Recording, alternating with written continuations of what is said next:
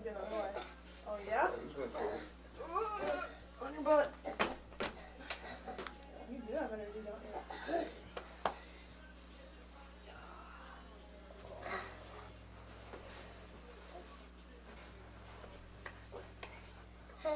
Easy. Oh, come on. Good job. Did you feel that? That's good. Good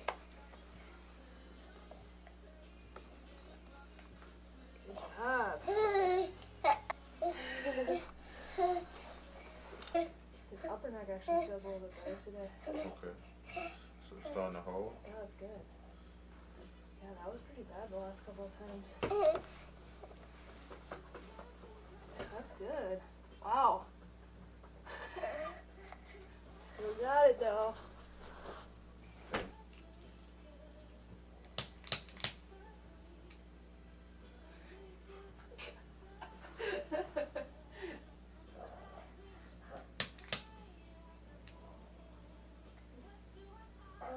There you go. Hey,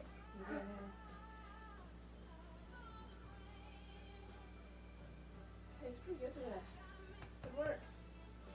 Keep up the good work. What?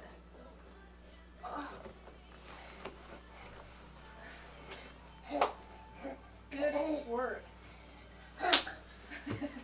Even your low back? Mm-hmm. Back-to-back call for about 5 hours straight.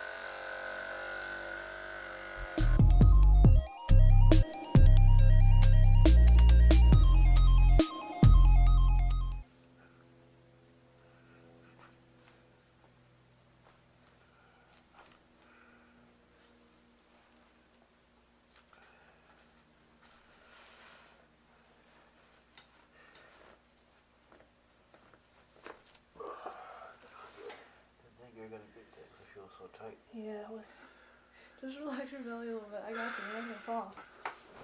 Yeah, there you go. I love it. I love the movement. Okay, go on your back. Right here. Hug.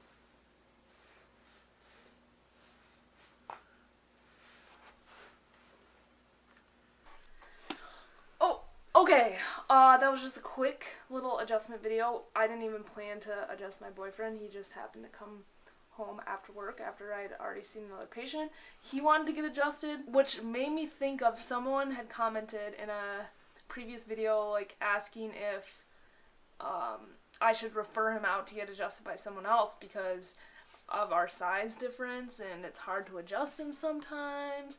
But my response to that is that getting cracks, hearing the cracks, I call people crack addicts, is not the end-all be-all. Like, just because you're not hearing the cracks, it doesn't mean that someone's not going to get better. Like, you can get better through not even getting adjusted. I have some patients that don't want to be adjusted.